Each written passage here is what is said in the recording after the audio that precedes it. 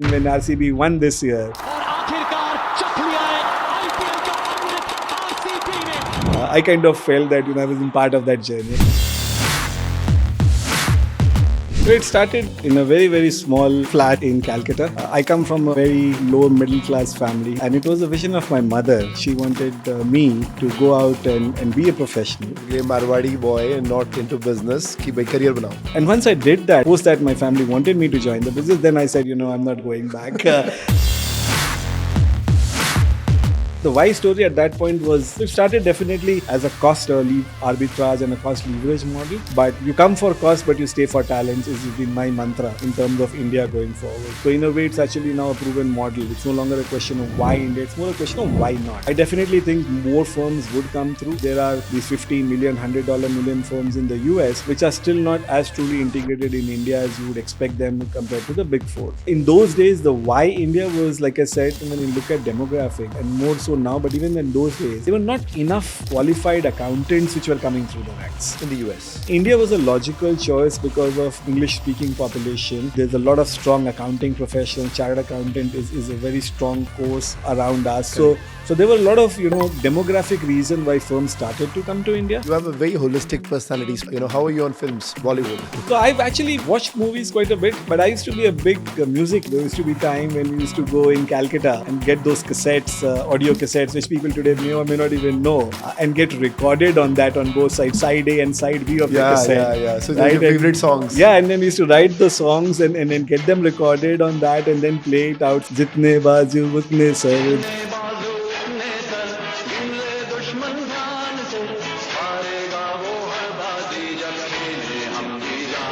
In those days, I was an associate director, and I thought, I've done what I needed to do in life, and I've arrived, kind of a thing. One of the guys in the PwC, he said, how many years you have worked, Ashish? I said 15, and he said, why don't you go back and reflect on what you want to do? And I didn't like that answer, to be honest, at that point. But I came back, I reflected on it, and I realized that while I've spent 15, I still have 20 years to go for retirement, right? So that was my big aha moment in life. If you see your life as a story, the GCC story or the India story or your story, what would you want to have the title of the movie as? QSQT, Kayamat se Kayamat. 3 months in the US, what did you learn? So my vision of US was what high rises, all the flashes, etc. And I land in Dallas Fort Worth. Dallas Fort Worth is one of the flattest city you'll find in Dallas.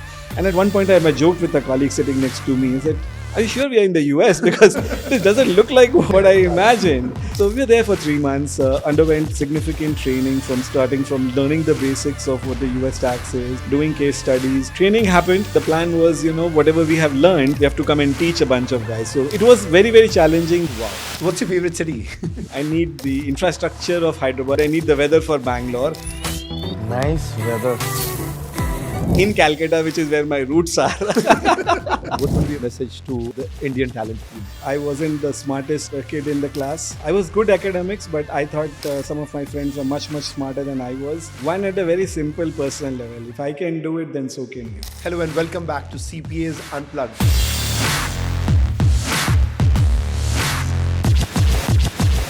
The India GCC series, where we celebrate, have conversations with leaders who've built the ecosystem for public accounting GCCs in India, ensuring that hundreds of thousands of Indian accountants have opportunities to work on global engagements with global clients.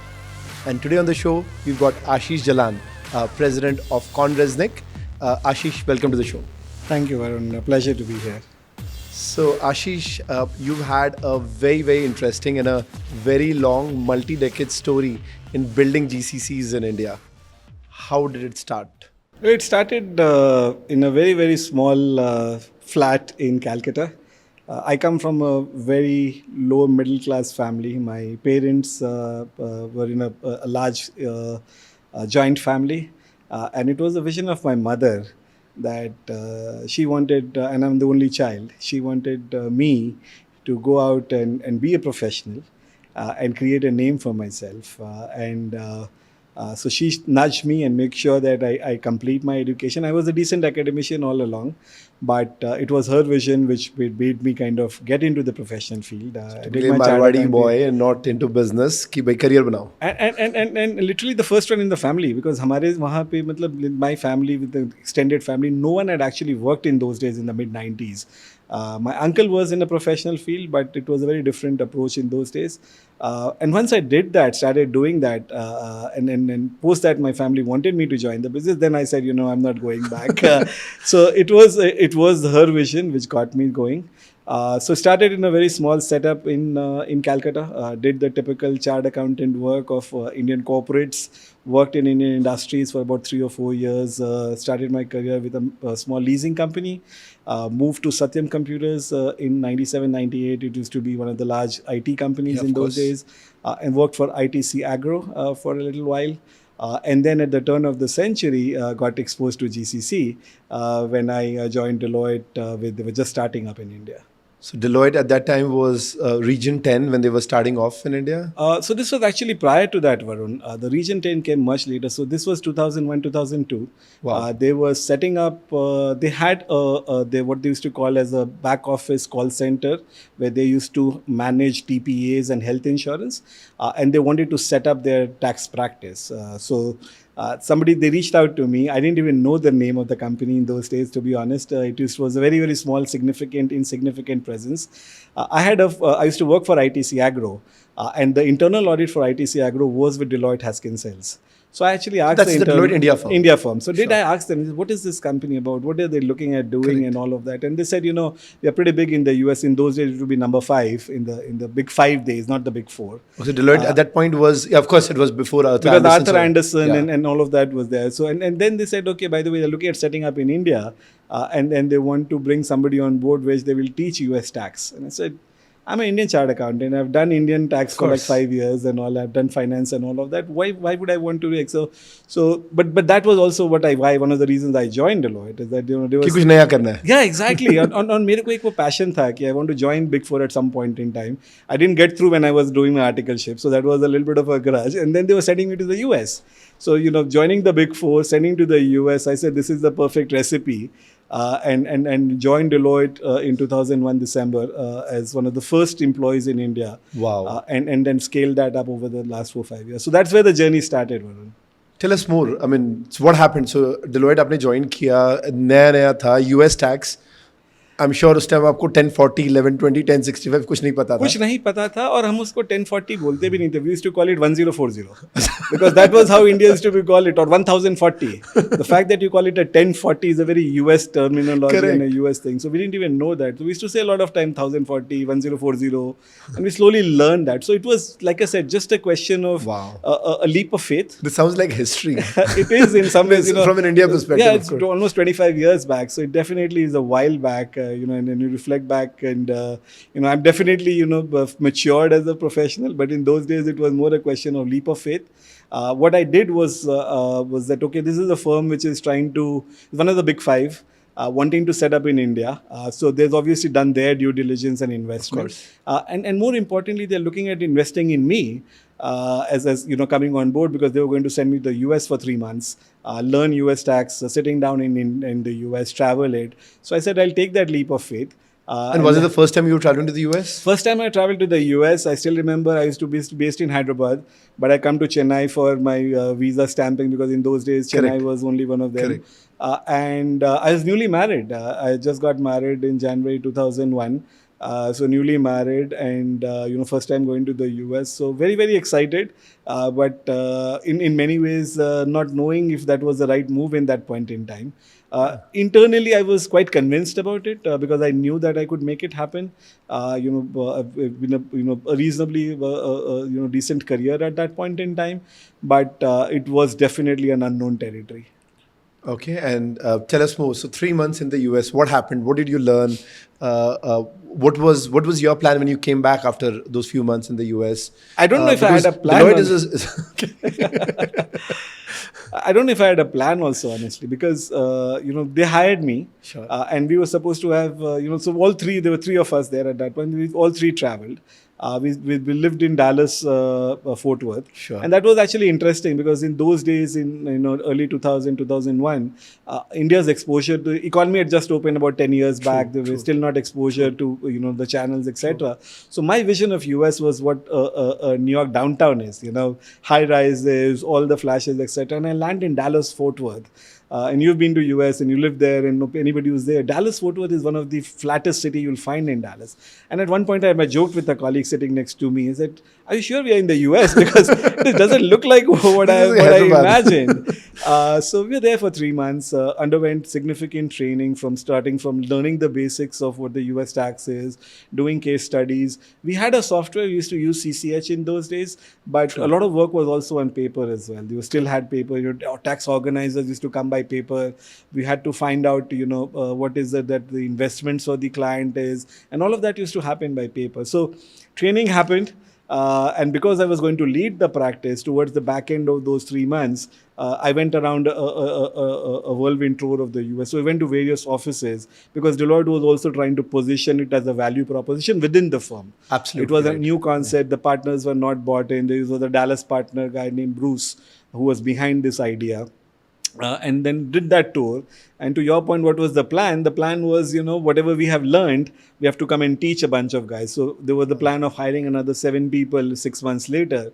And I still remember on a flight back in Lufthansa, I was traveling, and used to travel coach class in those days. I still remember that, I spent 3 months here. And I'm not sure if I remember everything. And now I'm required to go back and isko sikhana hai logo ko. So there were definite big butterflies in the stomach. But I knew that, if, at some point in time, if you reflect back and learn around it, we'll be able to make it happen. So it was very, very challenging days. In those days, I used to work graveyard shift. I used to work from 6 in the evening to 3 in the morning, which was the normal time. But as like any tax professional in the US, if there was a busy season, I would finish off 6:37 in the morning.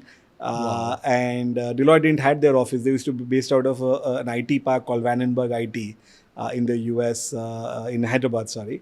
And I used to wrap up at 6:37, come home, newly married. Used to tell my wife, what breakfast is there today. Come home, have breakfast together, try and sleep for a few hours, and then out the next day. Wow. So a lot of hard work and a lot of building the brand. But in those days, because I was a young professional, trying to prove myself, it never really felt, overwhelming. It was always enjoying, which was driver. And how did you see the story evolve for Deloitte specifically? Today we see close to 100,000 people in India, India being a very, very critical part of their global strategy. How did you see those early days for Deloitte in India to how things have shaped up so far? Yeah, I think it's been a big shift, right? But it hasn't happened overnight. The first 3 to 5 years was case of building the proof of concept and creating the fact that this work can actually be done from remote. Then it was a question of building the team. So we started by doing just individual tax in those days. Then we moved to property tax, sales and use tax, corporate tax came later. Wow. And even when I left early 2004, 2005, there were still only about 150, 200 people, but it was going from 1 to 200 in 3 years, which was the big achievement. I think their Region 10 strategy, which came somewhere in the mid 2000s, was the real game changer. We always had the plan and the vision. So one of the senior most guys who is now still in Hyderabad and run that was one of the secondi who came and worked with me in those days. And it's great to see how they have progressed, etc. So it was an absolutely, greenfield project, ahead of its time in many ways. But very, very successful. So the way it evolved was within the first year, 18 months, we realized that this is something very much doable. Started doing tax returns. I signed up for an enrolled agent program back in 2003. I traveled to Houston, Dallas. So you're a chartered accountant, now into US tax, trying to do the enrolled agent, okay? I actually wanted to do CPA. In fact, I didn't even know there was something called enrolled agent. They used to call EA. And I said, what is this EA? EA sounded executive assistant. I said, I'm not doing that. But then they realized it's an IRS program called enrolled agent. So the firms helped me. But we didn't have money in those days to go, and then this was the paper exam. There was no software. So you go to the US and take go to the US and wow. Couldn't afford the travel and all of that. So went for a business trip, requested for an additional day stay, and then in a day and a half gave all the 4 papers. Was one shot, one kid. I wasn't sure if I'll be able to go back. So as a But chartered accountant, you were already used to giving 4 exams in 4 days. in many ways, yes, that rigor definitely. I do definitely think that professionals, the way our professional curriculums are, they really grain you from an academic. So while the concept was new, the long hours in terms of reading books and it was used to be, there was no institute like Miles and yourself were not there to coach. So I actually just signed up for a book program. I forget their name, but it was one of the famous agencies. They sent me 4 books, thick books, and I had to study on my own without any coaching. And go and appear for the exam, Wow. not knowing whether I'll ever get a second shot. But as And you were not even able to space out your exams because you were couldn't, based out of because India. You had to give like at one shot. Absolutely, I couldn't like stay there for a week and space it out, because neither I had the money and there was a team handling back. My wife was actually due in that month as well, September 2003. So I was very keen to come back as well. I wanted to make sure that I'm there for the birth of our child. So it was a very very emotional time for me as well, leaving her in the last stages and traveling. But sitting back here so many years later, definitely feels was worth it. Amazing. So after Deloitte, when did CPA happen? I mean, so CA, EA, and you've also done your CPA later. I did. CPA happened in 2008. And the reason it happened was because I was very passionate about it. So our son was born 2003. He was about 4 or 5 years old. Mm-hmm. So, but I was very passionate about it, and I had the support of my wife. She said, it's something you should do. Was you working with all the CPA partners in the US? We are working with the CPA partners. It's still a credible credentials which is well accepted, well known. So I signed up on my own with Becker's in those days in Calcutta, and used to go every Sunday for a classroom for a class training about 6 or 7 months. I funded it myself. Didn't had the support of because the firms were still not as invested in professional qualification as they are today. But it really happened out of a passion.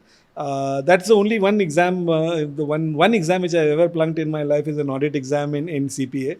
I got 74. Okay, and wow. I was distraught. I was really You're a tax distraught. guy, Ashish, so it's okay if you feel it. Yeah, and yeah, but you always have high standards for yourself, Sure, and but then I realized that sometimes you have to fall, and when you fall, you have to tend to rise even higher. We see that with Indian candidates. Audit is one of the trickiest because there's a play of words often, and then you get lost. I mean, people do very well in FAR, of course, tax again, but audit is sometimes tricky. No, that was the reason, and for me it was my aha moment. Is that how could I do that? So I was a bit harsh on myself, I guess. It happens to all of us, but. So did the CPA through professional, I never got a certification, like I didn't get a license because I wasn't sure if I'll be able to sustain, because I was always, by that time I had moved to PwC, by the way. I joined PwC 2005. So I was already in 4 years into it. I was leading a team of about 150, 200 people. So for me to then have, a lot of client facing role wasn't possible, but I did this qualification. Got the certificate, and it was, like I said, largely personal passion. So Ashish, you've been like a serial entrepreneur with multiple GCCs. After Deloitte, it was KPMG and then PwC? Yeah, I joined KPMG India for a year in between, but KPMG, the delivery center, came much later. So from a GCC perspective, it was Deloitte for the first 4 years. So I actually feel that, Varun, that I feel that I was, privileged and blessed to be, setting up both those centers from scratch, and develop the proof of concept that and scalability, that the fact that this work can be done from India and then grow around that. So yeah, then PwC for about 9 or 10 years. Wow. And as a professional, as a personal, I had my realization when I was with PwC, that there was a time when I was sitting in a conversation with my CEO. And I was, in those days, I was an associate director. And the structure was very different. You had many levels before you reach a manager and senior manager and then associate director. So I was next in line for partner. Sure. And it was about 15 years I had worked, started in 97, as I said. And I thought, I've done what I needed to do in life and I've arrived, kind of a thing. And that's when my CEO, one of the guys in the PwC, he said, how many years you have worked, Ashish? I said, 15. And he said, why don't you go back and reflect on what you want to do? And in the weekend, I didn't like that answer, to be honest, at that point. I thought I'm looking for a career advice, and here is guy telling me, go and think about it on a weekend. And Take a step what back. exactly are you telling me? But I came back, I reflected on it, and I realized that while I've spent 15, I still have 20 years to go for retirement. Right, so that was my like big aha moment in life, and I realized that at that point that I was already up for the partnership model was moving away. There was no partnership model, and I realized that I've done this for 10 or 12 years. To answer your question, what you said earlier, I moved out of GCCs in terms of big fours at least, and joined Shell for 6 years in Chennai. And Wow. then KPMG happened 2018 when I moved back to KPMG early 2019. Wow. So you've been like switching cities and opportunity. Like Deloitte was Hyderabad, and then KPMG was Bangalore, Moved to Calcutta for and then PwC. Calcutta for PwC, and then And Shell in Chennai. Chennai. Yeah. And now in Bangalore. So what's your favorite city? That's a great question. Or in fact, ironical you say that because somebody was asking me in terms of where do you see yourself retiring in terms of favorite city. I said, unfortunately, I don't know. And said, what do you mean by that? I said, I need the infrastructure of Hyderabad. I love infrastructure of Hyderabad. I said, I need the weather for Bangalore in Calcutta, which is where my roots are. So So you've been trying to build businesses in all the three cities. yeah, and I guess you could say I'm a little bit selfish that I want best of everything. But to your point, I really love Bangalore. I like Bangalore. It's a great golfing city. I play golf at least twice or thrice a week. I try to. I also think that it's a city of opportunities. So it's definitely a favorite city. Why Calcutta and Hyderabad from a city perspective? Hyderabad is where my friends are. I really have a strong group of friends in Hyderabad. We stay connected. And Calcutta, obviously, roots are there, parents are there, childhood friends. So we'll see. So you've done three of the big four, and somehow we're not talking about EY. You're putting me in a difficult spot, Varun. Yeah, but so my family completes that. My wife completes that circle for us. So she's working in EY. She joined about 4 years back, and in a way, in a family, we have completed the Big Four circle. Wow. EY, I So don't know. you guys sit down and discuss, and you have a fight, like and let's say in PwC, and she's in EY, like my firm's the best, and she's like, no, EY is. I'm sure if you ask her, she'll probably say, her firm is better. But as a couple, one of the things we decided, so she worked with PwC as well earlier in 2007 through 2014, 17, 15. And one of the things we decided as family that, we'll have to keep our work and life different. Wow. So you've worked with three of the big four, scaled up their India GCCs, Shell, again, a Fortune 500. How did CohnReznick happen? It's interesting. So one of the when I was I never thought I'll leave any of the firms actually. I never thought I'll leave Deloitte because I had set it up. And in fact, to be very honest, the firm was very flexible with me. There was a time where about 6 months I did the shift different from everybody else in Deloitte. So never thought I left Deloitte, but left it for health reasons. PwC I left primarily because I wanted to challenge myself. And to your point, coming to CohnReznick, I think I was a partner in KPMG, made partner a year after I joined. I was running the US business tax practice, had grown that significantly, a 4 or 5 fold growth in 4 or 5 years. So never thought I would move out of Big Four and come to a non-Big Four firm. Correct. But when the firm reached out to me, I realized that, they've been in India for many, many years, but they are still very nascent in their maturity model. When you look at the, CMM Global 5 maturity model, we are still at, year 1, year 2 of our maturity or over a 5-year maturity. Despite Despite being the number of years we have been here, primarily because we were still at the bottom of the pyramid. So I kind of realized that, one, it was a leadership role. I run their global operations across all geography and multi-service line. I was always a tax partner, did a lot of tax work. In this role, I'm managing the entire company across service lines, finance, HR, all of that. So definitely a bigger role. Cross geography, but I also realized that one of the reasons they were looking for me was because I had this niche or in a way the ability to set strength. up and scale. Yeah, that kind of became my KPI in some ways, that join centers and grow them. So they were looking for me, and I realized that it's an opportunity. Not too many times people get a second opportunity. For me, it was a third time coming. So we said we'll take that. So big fours versus the mid-tier public accounting firms. Again, CohnReznick again is very, very big, more than $1 billion in the US. More than 1,000 people that you've scaled up to now. How do you compare a big four versus the others? And how do you see the GCC evolution with mid-tier CPA firms? So I think it's definitely picking up in the last 3 to 5 years compared to the first 10, 15 years. And maybe more like 7 to 8 years. So you have a lot of the firms in the non-big four which now have India Correct. as their core strategy. So in a way, it's actually now a proven model. It's no longer a question of why India. It's more a question of why not. So I definitely think more firms would come through. I think I still feel that there are these 50 million, $100 million firms in the US which are still not as truly integrated in India as you would expect them compared to the big four. True. But to your point about, at a fundamental level between the big four and the non-big four, I think it's not quite different, honestly, Varun, to be honest. I think at the end of the day, we have in any of the firms the similar practice. You have audit, you have tax, you have advisory. In fact, if anything, in the smaller firms, you get to see the full life cycle. Which at times in many firms you may not see it in your initial stages. So there is that advantage of, that's one very big difference I see. The other thing also is that, because the size and scale is small, there's a lot of personal touch. There's a lot of, small company feeling. In fact, that's one of the things we used to talk in when I was in Big Four. As we continue to grow, as we did in India, how do you keep the small company feeling within the big company? Correct. Because otherwise it becomes, just transactional and there's no emotions attached or there's no belongingness which is there. It's like they said, Amazon is always day one. Yeah. So we have that definitely in our current firm today. We do as we continue. So our challenge would be as we continue to grow, how do we keep that feeling going together? So, but at a professional level, at young entrepreneurs, young students coming through, I don't think it's necessarily the size and scale. For me, as a person also, and I firmly believe as a professional, it's about what you are doing. True. Right. And if you continue to add value to yourself. True. And look beyond titles. Our cultures and our at times people are too fancy about titles. I've never been one about that. But if you're doing the right work, if you're adding value to yourself, if you're learning in the journey and having fun, right? It's important to enjoy what you're doing. Then it doesn't really matter. And I think the smaller firms actually provide you that platform where you can go out and do front to back.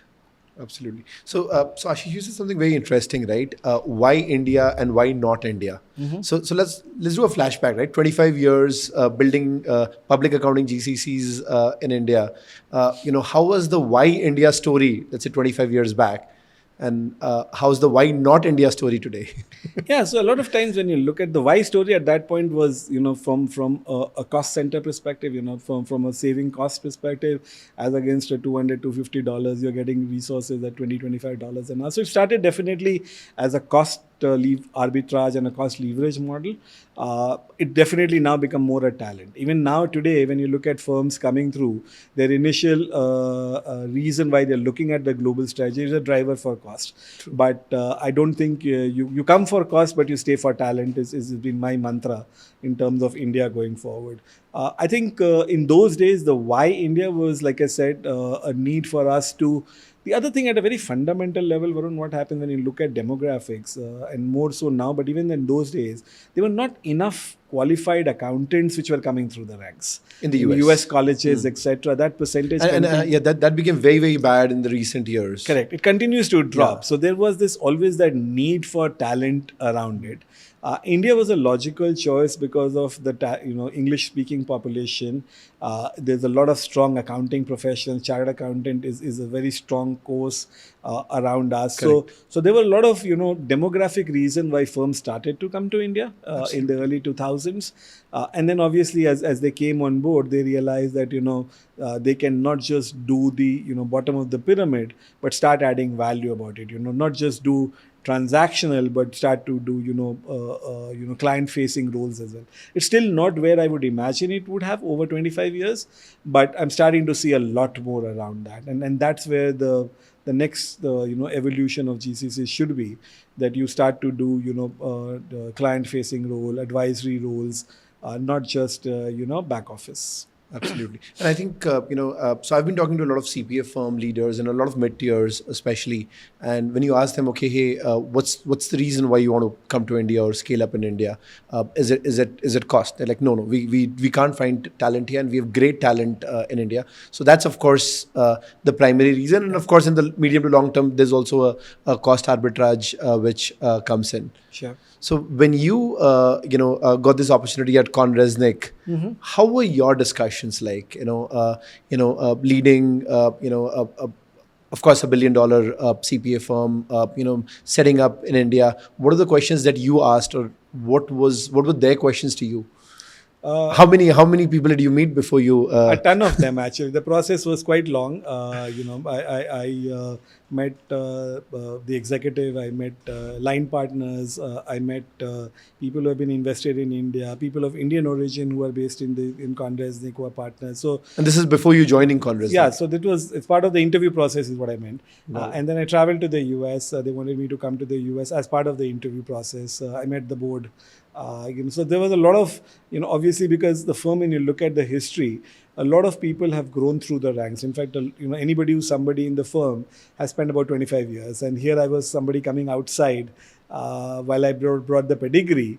At the end of the day, in the leadership role, it's about the culture. It's True. about what you bring as a person, not so much the work. There is an expectation that's given. So the firm wanted to understand how I'll fit into the culture of the firm. They wanted to understand what's my vision of the center in terms of how do I see them evolving and changing, and more importantly, somebody who would be not just be sitting at the top and giving instructions, but also somebody who would be willing to roll up the sleeves and get into the weeds and make things happen. So those were the things which the firm was interested in knowing, and clearly, they saw that in terms of the profile, but they wanted to meet, and that's why the number of processes and months which took. Where I was going with this is that if I'm going to move out of the Big Four, I was looking at it as not a job change, but a life-changing event. Absolutely. I'd said that I would want to probably retire from here whenever I do. I still, technically I still 13-14 years to go for retirement, but we'll see how long that goes. But for me, it wasn't a job move. It wasn't for the name or the brand. The role was exciting. I mean, I've always believed that professionals should change jobs after they have exhausted what they have in their current role. So if you're getting a better, bigger role, absolutely, by all means, go and try. So the role was exciting. I was keen about that, but I also wanted to make sure that it is a place where I would have flexibility to do things the way I want to do. I will fit into the culture of the organization, and importantly, I will have the support and the backing of the executive and the board. So those were the questions in my mind. And when I went to the US and I spent a week there, I realized that this is the place. And the interesting thing, Varun, you said about CohnReznick, when you look at our branding in India over the years, we've not been a very strong brand in India. But when you look at US as a market, we are very well known. There are some industries where we are actually leaders, even outside of the. In some areas, we are actually doing areas which work in the Big Four also doesn't happen. So that's what was my kind of cliche, so to say. An opportunity to build up employer brand, for CohnReznick in India. And the fact that it's not a fly by night operator. They are truly invested in India. Their brand in the US is very strong, and they need somebody to help build that at a global level, both in India and Philippines. So I kind of saw the combination of people, opportunity, and my own role. As the cliche for it. And when I spoke to my ex-boss in KPMG, he was extremely happy for me. He said, Ashish, please go for it, because this is a move which we are so excited for you. So very nice, very nice. So Ashish, when we look at India GCCs and specifically in public accounting, what does India bring to the table? One, of course, is talent, right? We have a great talent pool. We have a pool of accountants, very, very talented, very hardworking. What else? How does the piece around technology or the piece around process transformations, are those also on the table early on or as GCCs mature? absolutely. In fact, now with the AI and the generative AI, it's no longer an option. right? I think it is very much firms which has to be doing. But to your broader question about what does GCCs in India bring is, I think talent is obviously there. Correct. But I also think that, as we scale that up over the next few years, you also have to think about how do you invest and grow them into client-facing role. Not just look at transactional, but also get them involved in the process front to back, get them into client facing role, and start to invest in growing and think about this not as an extension or the back office, but as an extension of your firm. And that I think is an area where everybody is still in their different stages of the journey, but that's where the next step of GCCs would come in, especially in the accounting space. I also think that is what the talent wants as well, right? When you look at True, naturally. look at the Gen Z, Gen Y, whatever you call them, and the new crop is the Meta Gen, which they call that, the new one born in this century. All of them are looking for that opportunity. They definitely come for the brand, but they want to stay around to build a career. And I think that is where GCCs are headed towards. There were a time when not just in the smaller firms, but even in the large big fours, all leadership positions were held largely by expats coming in from the US and investing. When you look at the last 5 or 7 years, a lot more people are making to partner roles, managing directors, etc. So that's where the future is for GCCs. It now becomes an office rather than just a shared services center. That's one thought. So shared services center to an office. When do you think GCCs become a hub? Right. For instance, you spoke about when 25 years back you were in the US starting the process for Deloitte, and you traveled across a few offices trying to pitch the India story. And of course now with working with so many offices, very, very mature. Do you have situations where you work with multiple offices and you tell, okay, what, those guys do this better than you, and we are like India becomes like the custodian of best practices and the insane mobility that you could have, right? Let's say you were trying to move somebody from Dallas to LA. You can't really do that in the US so easily. They'll have to get on a plane. Here you just have to tell this guy, okay, hey, talk to the LA partner, and from tomorrow you're working on a California tax return, or maybe the federal piece, but best practices that the Dallas office used into LA. How much of that do you see? How much of reception do you have on the other side? How much value is the India team able to add, or that's still an evolving process? It's still evolving, and the reason it's evolving is because different firms are at different stages. There are two sides to that. One is the firm's own maturity model and the acceptance about it. It's also about, are you able to understand the client business and give those solutions, right? Because you need to be able to, when you say that as a best practice, do this, there must be a reason why the office is doing that. Or some of the office maybe is doing it already within CohnReznick. Exactly. The other thing also could be that nobody told them around. Correct. So sometimes it's just, not knowing what you don't know and getting exposed to that. But it's also about the understanding the business, not just what the task is given to you, to recommend certain things around it. So how do you build those skills with the Indian talent pool? Sometimes a lot of folks in India love to be told what to do, and they of course follow it diligently. How does critical thinking come into play?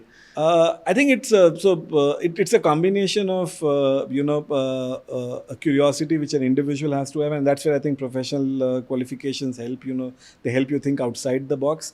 I also think a lot of time it's about understanding the culture. Sometimes when people say no in a culture, they why is it that we would say yes, even though we kind of sometimes as Indians not convinced about it, we will not say no because we kind of feel that how it will be seen as accepted or not. So there's a little bit of understanding the culture, a little bit of understanding the fact that do what you say and say what you do, kind of a thing, rather than try and always please. No is a very much an acceptable answer, is something which as culture we're learning it slowly.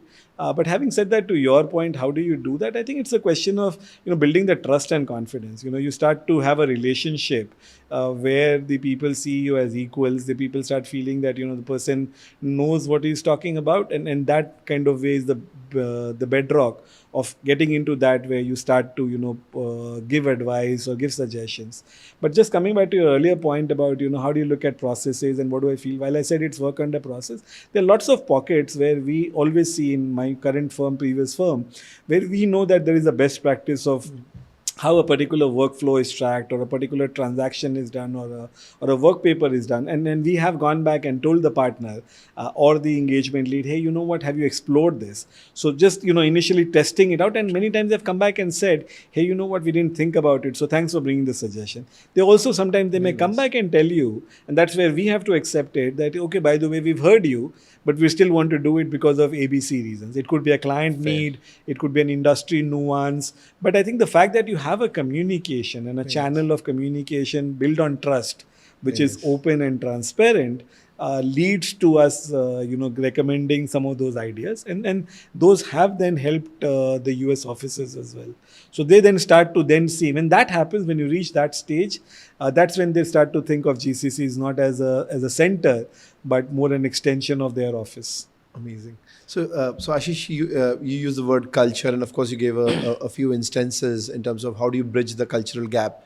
How easy or how difficult it is on both ends, right? The India talent pool and your US counterparts. Of course, typically folks inside of the firm and not really external clients, or maybe both. How difficult or easy is that? How do you do it?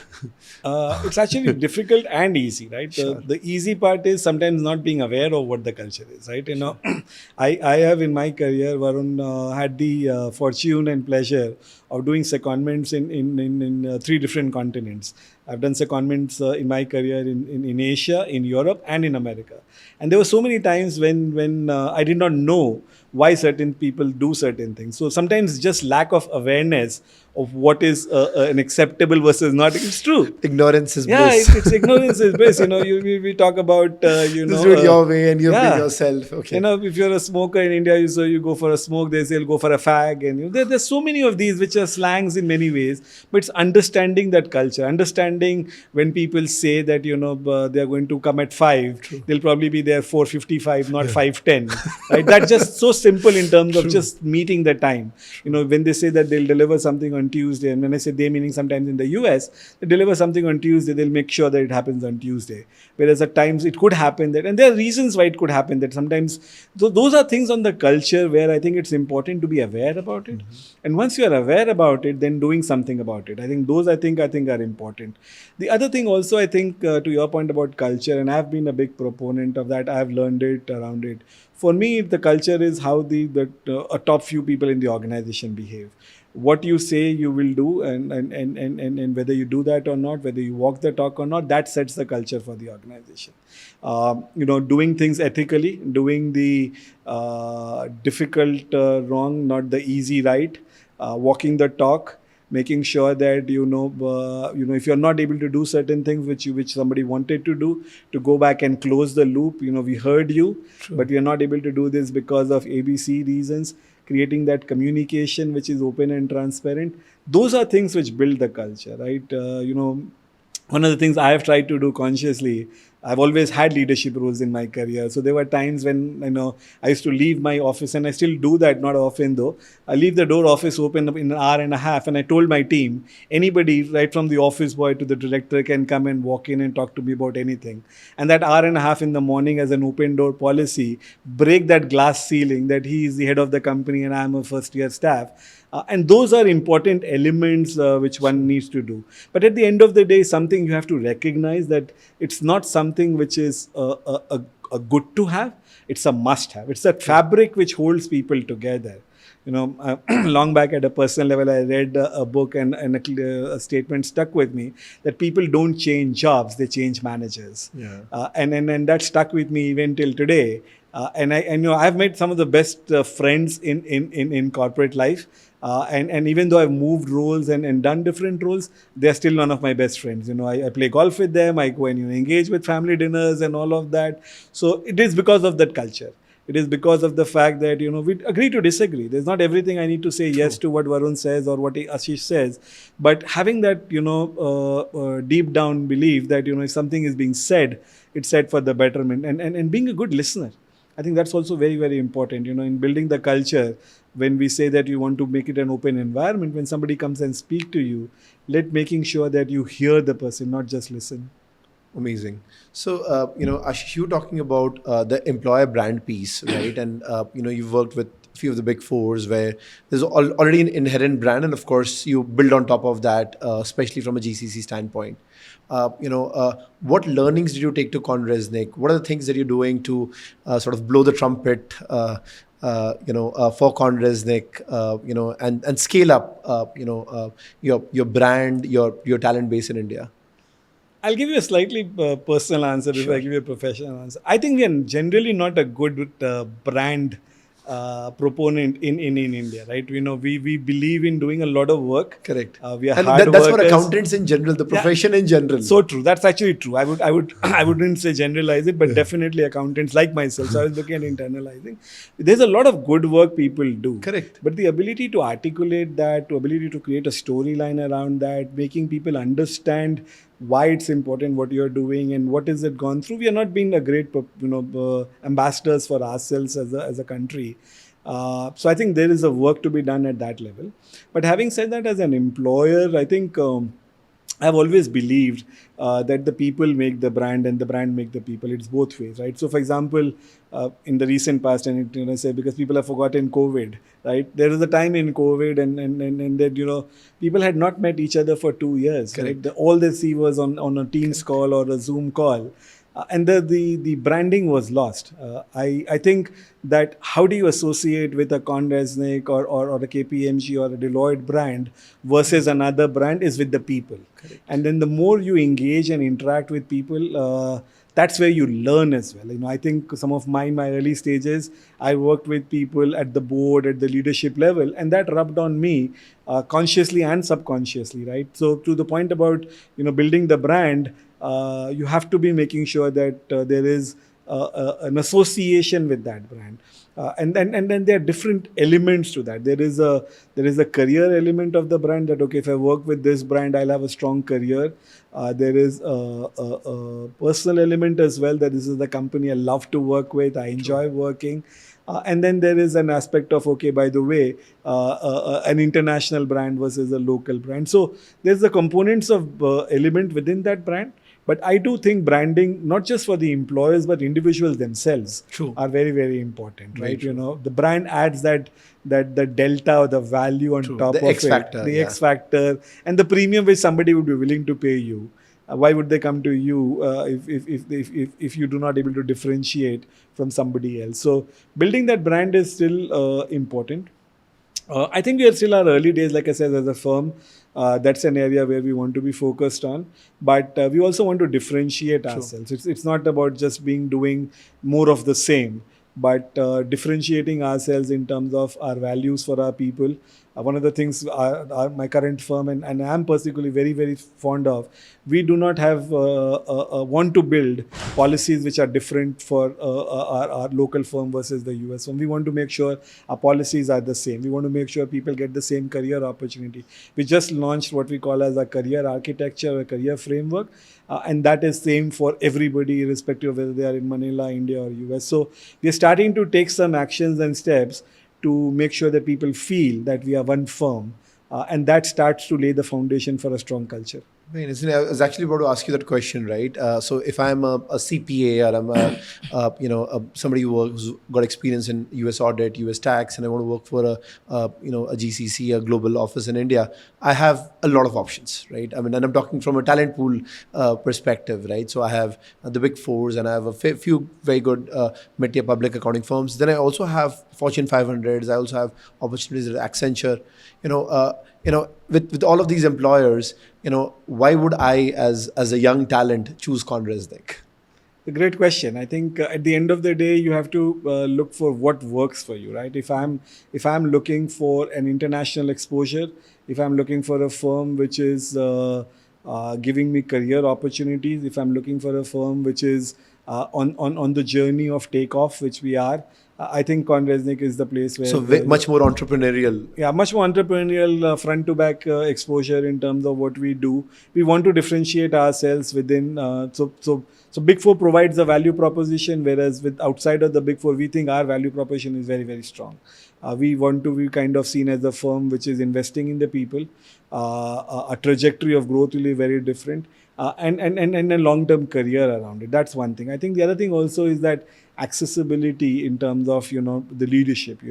Because we are not the size and scale of some of the other firms yet in India.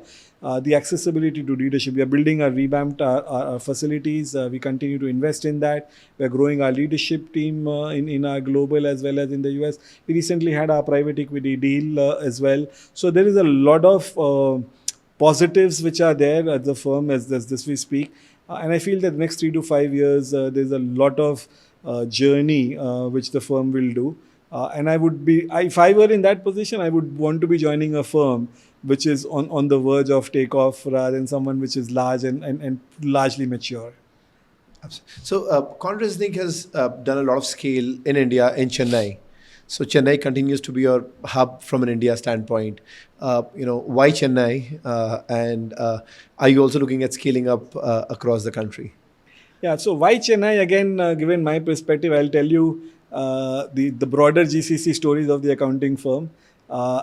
When Deloitte picked up Hyderabad, it was just a question of, okay, they needed a place, they picked up Hyderabad. EY picked up Bangalore because there was a partner who was there in EY. PwC picked up Calcutta because in those days, the PwC leadership and the chairman used to sit in Calcutta. So a lot of times the location choice when you start isn't necessarily a very scientific choice. It's a convenient choice. Jahan mila wahan set up karte hain. So that's where Chennai started. But if you think about it over the history of it, one of our success has been the fact that we have been in one location. Chennai is very strong in terms of its culture. There is a lot of, I think it's one of the largest, chartered accountants come out of that, apart from Calcutta and a few other places. So there is a lot of demographic which is in Chennai favor. And once we set that up, we realized that, it's not there's a lot of perception which could be there about the city, but I think in reality, I've lived there for a few years. Very hardworking, yeah. Very, very hardworking, very committed. People are very simple, easygoing, all of that. So that's definitely a lot of positives. So that's about Chennai. I mean, we're pretty scale and size. In terms of what our strategy is to continue to look at talent and continue to mitigate our risks. So in those scenarios, we continue to look at site strategy. We do want to make sure that we are looking at that holistically. We have our center in Manila, which is growing as well. And we do feel that both of the centers will continue the growth over the next few years. So when we will do that, which is that city, I don't know the answer today. Not that I don't want to share, but it's something which is still work under progress. But we do feel that, we will have other growth in India over the foreseeable future. The other thing also is that we are trying to look at how do we leverage talent outside, right? We have continued to hire people. While we have been based in Chennai, we have continued to hire people outside. So we have a good number of people who are based in Bangalore. We have people working virtually and hybrid. So our aspiration as a firm and my objective as a leader is to see where the talent is and then be flexible around it rather than be focused on the geo. Amazing. So we'll do a little bit of a rapid fire now, Ashish. Sure. Let's ask a few questions and quick answers. Okay, one word for your leadership style. My leadership style, flexible.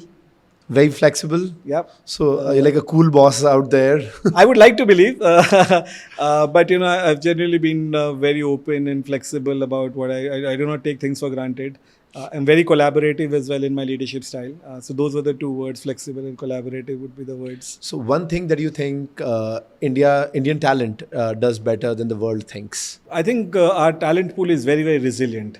When you look at people in terms of their, how committed they are, how hardworking they are, how resilient they are to the changes which, happening in our country, talent pool is very, very resilient. I think that's one word which comes to mind straight away. So one myth about Indian GCCs that you would like to bust? The myth is that it's your back office. I think GCCs being back office is definitely a myth, which I think is getting busted. I think it's your growth engine. It's your engine of growth as you expand. And that's what is the myth which is still not out there. There's still that, okay, this is back office. And I feel that, that's something which is not the truth. Okay, if Ashish Jalan wasn't an accountant or an accounting leader, what would you be? Probably a couple of things. I don't know which one it would be though, honestly. I mean, I was a very big sports enthusiast. I played different sports. So I thought I could always be a sports person. Wow. I definitely, I'm a big travel enthusiast. So, even now also when I travel, I try and, read and explore about that. So it could probably be, in today's day and age, it could probably be a travel Travel enthusiast influencer. doing my own travel vlog probably.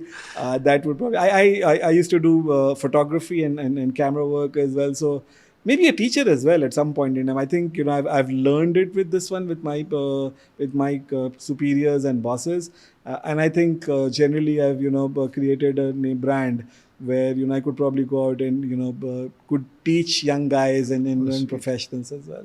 So what are your favorite sports? Uh, I right now I actually do two or three, which is cricket has always been it's in our DNA. I played cricket up until under 19. So which team would you cheer for? Kolkata Knight Riders or Oh, so that's or interesting. Chennai Super Kings? So actually, my loyalties have changed a little bit. So my loyalties have actually been more in not necessarily the alpha male kind of thing. My loyalties have been around superstars. So I've been a big Sachin fan for a long time. And towards when I was starting to understand, Gavaskar was retiring, but Sachin started to come in the 89, 90s. So But that's national. I'm talking about IPL. yeah, so that's where Mumbai Indian became the Okay, fan, sure, right? okay. So that was a big Mumbai Indian fan. Okay, but though you've never been stayed in Never Mumbai. stayed in Mumbai, but obviously being in Calcutta, Kolkata Knight Riders been a big fan. Calcutta Eden Gardens used to be a big thing. There was Yeah. a time, when 2007, I think IPL was launched, if I remember my maths right. I think pretty much every match for the first 3 or 4 years, I'll go and watch every match. Is it? Yeah, I was in PwC. I was an associate director, senior manager, but I'll come in early, start at 7, finish at 4:35. And there were times when you used to just change in the car and go straight to Eden Garden and watch the game, whether it was a 4 o'clock game or an 8 o'clock game. So big enthusiast, and Calcutta was very, very special. And then Shah Rukh Khan owning the team, did that Shah add Rukh up? Khan was much later, but it started early days, but Calcutta won much later. I moved out of Calcutta. And then RCB for sure, now in Bangalore. Not because of just Bangalore, but Virat Kohli. And in many ways, when RCB won this year, I kind of felt that, I was in part of that journey. I kind of really felt that I've been their journey since I've been following Virat for so many years. A touch sad to personally speak as to what's happened, his retirement and all of that. But he's been a role model which I've read a lot about and I've followed him a lot a bit. So that's cricket is definitely one So sport. you have a very holistic personality: sports, and then travel, and then teaching, mentoring. How are you on films, Bollywood? So I've actually watched movies quite a bit, but I used to be a big, personally speaking, a big music fan. I mean, there used to be time when we used to go in Calcutta and get those cassettes, audio cassettes, which people today may or may not even know. And get recorded on that on both sides, side A and side B of the cassette. Yeah. So they're your Right? favorite songs. Yeah, and then we used to write the songs and then get them recorded on that and then play it out. So Kishore was still a big fan. Even today morning when I go to the gym and all, I'll play Kishore Kumar. I'll start with some devotional in the morning. I'll have some prayers and some aartis I'll play in the morning, quite rhythm. And then I'll move to Kishore and the 70s and the... My dad was actually, he is rather... He's a very good singer. I mean, he never did like singing, but I learned it for him. He was an avid traveler and he is an avid traveler now. So whenever we used to go, he used to always sing. We used to have Antakshari competition between the family members. And we used to actually find words which would end, or songs rather, which would end with difficult alphabets. And then you have to sing it on next. So we actually had a book. I had a diary for a long time. I think I lost it. We used to keep a track of all the songs which ended with wrong or difficult alphabets so that it becomes difficult and I win and my dad loses. So that's been more association on the film side. But there was a time when we used to go and watch Friday, first day, first show for a lot of time, but not too much of late. No, so tell me, before a big board meeting, what is the song that plays in your head? So recently I was actually attending a town hall and then there was a bunch of guys and it kind of crossed my mind that what do you think about a song when you attend a town hall with so many people? Correct. And a lot of them. True. And the song which resonated was from an Amitabh movie and a big fan of Amitabh. I said, जितने बाजू उतने sir गिन ले दुश्मन ध्यान से हारेगा वो हर बाजी जब खेले हम जी जान से. And that song resonated with me with regard to the GCC and the audience because we have the size, the scale, the talent. We just need to put our minds and heart together to it to truly excel in life. So you are typically a morning person, getting up at 5 o'clock. How active are you on office parties? What's a dance number you would like dance? That's something I'm still not very good at. That's something me and my wife often talks about. That we've been in Bangalore, living in Bangalore. There are so many of these pubs and so much vibrant nightlife. but we haven't quite been. I'm not a good dancer. In fact, very very poor dancer. But I do actively participate. I do make sure that I'm there till pretty much the end. But you're not somebody you'd see me dancing on the floor, or definitely wouldn't want to see me dancing. But, or which song would you jive on? I don't necessarily have a fixed party song. I like the music a lot more. So for me, it's more about the beats. And if the beats are good, then the legs move, or try to rhythm and tap, and being the traditional classical type, I'm still trying to associate myself with the rhythm. Now, some of the new age lyrics I still struggle with, but I resonate with the music quite a bit. And if the music is good, then the lyrics don't really matter for me. So you spent so many years in Chennai. How close have you come to the Tamil Kollywood, Tamil film industry? You're touching on some sensitive areas. I'm actually a very poor language guy. I learned Bengali being in Calcutta because I had that was part of school. With it, yeah. That was part of school as well. It was the third language and all. But I was in Hyderabad, 97, 98, 2004. Did not pick a word of Telugu. I know I was in Hyderabad, and I think first thing we learned is Naku, Telugu, Radu. Yeah. And Hyderabad being Hyderabad, even now, but even in those days, Hindi was so proponent. They had the Hyderabadi Hindi, which is very, very different. Yeah. But being a poor language guy, in fact, my son learned German for a while. He's now trying to learn Spanish. And I think, in fact, recently in one of our conversations in the office, it came up that, maybe I need to start learning Tamil. So no, I haven't learned Tamil. Haven't learned Telugu. I got exposed to Kerala quite a bit in my previous roles. I used to travel quite often. So Malayalam again. The only thing I made progress on that, Varun, is I'm able to distinguish between a Tamil and a Telugu and a Malayalam now. Little bit. And when I was in Calcutta and born and brought up in North, for me all the language sounded the same. So I'm getting there. Maybe that's something to think about as a retirement thing, a passion to learn probably. So coming back to movies, Ashish, if you think, if you see your life as a story, the GCC story or the India story or your story, what would you sort of want to have the title of the movie as? QSQT, Kayamat se Kayamat tak. I resonate that with as a personal as well. Papa कहते हैं बड़ा नाम करेगा, बेटा हमारा क्या काम करेगा. I definitely think my parents thought that, and I feel that I've kind of done some of it. I resonate with the character because I got married to somebody whom I had early crush on, and I kind of feel that I was always a little bit rebellion as well in me, not in a negative sense, but in a very entrepreneurial, risk taking. Yeah, exactly. So I kind of did things which was not conventional in those days. I was working. Who would leave ITC and go and join Deloitte? Who would leave a big four, go to a non-big four as a partner. So I've done a lot of that, and I kind of feel that movie I resonate with. And it's just in those days, Aamir and Juhi were like really heartthrobs, and that stuck with me. Amazing. So how many people that work for you, that work in your team, know this entire holistic picture of yours? So you're just not an accountant, just not a leader, maybe a tax guy. You love sports. You sing songs. You've had a good college early romance. You're right. All of those various pieces about you. Not many actually. I mean, you've done a great job at this, getting some of the secrets out on this. But one of the things I'm trying to do, Varun, is try and be more conscious about it. So in my this role, one of the things I was very conscious of how to break that staff leader differentiator and the open door policy. Yeah. And so I started a initiative called Coffee with AJ, Coffee with and that as part of that is I look at. I actually don't invite managers and above in that. I've told them that I'm going to interact with you separately. So this is like the Coffee with current version of accounting? In many ways. We call it, so we'll give them... And you have those tough questions? So it's interesting. About gossips and affairs? All about that. It's all about that. So actually there's a mantra I say always one thing, what happens in Vegas stays in Vegas. What happens in this meeting room stays in our room, etc. So that's are you the only one asking questions, or you're also asked questions? So actually I have a rule, though I've not been very successful, that everybody has to ask or say. And if you're not doing, you contribute 100 rupees in a kitty before you leave.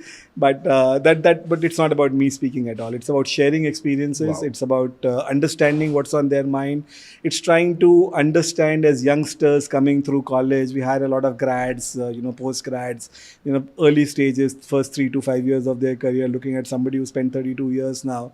And trying to see the mistakes I did, or how is it that the journey I had, how they can learn from that. That's my whole objective of that meeting. And I've had about 5 or 6 of them, or maybe about 10 of them so far. I don't remember the exact count. And every time people have come back and said, they've enjoyed that. And I'm trying to keep that small Very as well. nice. It's a group of 25, 30. And it's a round table conference, etc. So that's about, to your point, Very about nice. do people know about me as a person? Not as much, but I'm trying to break that glass ceiling that at the end of the day, all of us are in this together. And it's not about you versus me. It's about you and me and us as a team. Very nice. So, right from a position of a mentor, a thought leader who's really driven India GCCs, to a friend, to somebody whom you could joke with and have fun around. This is wow. I need to do more of that, I guess. And as a firm, we definitely realize that there is a journey for us. A lot of times people tell me that I'm busy in my role and my schedule. Of course. Fortunately, unfortunately, the role demands that. But I want to break that jinx and say, okay, by the way, I'm available for you. I've said out to people that, reach out to me, ping me if you need something. And then the onus is on me to find that time. Correct. But I think that's the cultural transformation where we still want to do, where people feel comfortable reaching out, feel it's a safe space. True. But as a leader, that's what I'm trying to do, because I feel that that's something where I evolved and where I learned. Very nice. So Ashish, this has been really, really amazing. So before we wrap up, so Ashish, a message from you to all the young budding accountants who are passionate, sometimes a little confused. What's going to be a message to the Indian talent pool? Couple of messages, actually. One, at a very simple personal level. If I can do it, then so can you. Wow. I wasn't the smartest kid in the class. I was good academics, but I thought some of my friends were much, much smarter than I was. I think so that leads into the second thing, which is you have to be perseverance. You have to have a slightly longer, aspect on life. Longer view of life. Longer view of life, being patient when things don't go your way. And then recognizing that, for the spring as well, when you have to press the spring has to go down before it to go up. Yeah. And I think those are values, and those are things which I think sometimes today's generation may or may not always have. And I think it's important that they bring that. And a lot of accountants would probably know the power of compounding. I'm an avid investor myself. I'm doing a lot of investing on my own. And the power of compounding, in a way, I resonate to in my personal life as well. It takes a while for the money to grow and your career to grow. But the last few 5, 6, 7 years of that journey is really where you make the real this one. And I feel that, that is where a lot of times we do not visualize that. And if you're not able to visualize it, you're not able to execute it. And that's probably the only thing I would say. I also think the one other thing which is probably equally important is try and learn. In an accounting professional services, in the new technology and all of that, make sure that you're always learning. You're always learning what's in the horizon. Do and professional qualification that adds value. But just as an individual, believe in yourself and then stay put for the long. That was really, really amazing, Ashish. Thank you so much for your time. It's a busy schedule, and leaders like you taking out time is really heartfelt, and very grateful for that. Thank you, Varun. Thanks for having me here. When we first reached out, it sounded very exciting, and glad to be part of this, and more power to you and your firm. Thank you so much. Thank you, Ashish. Thank you.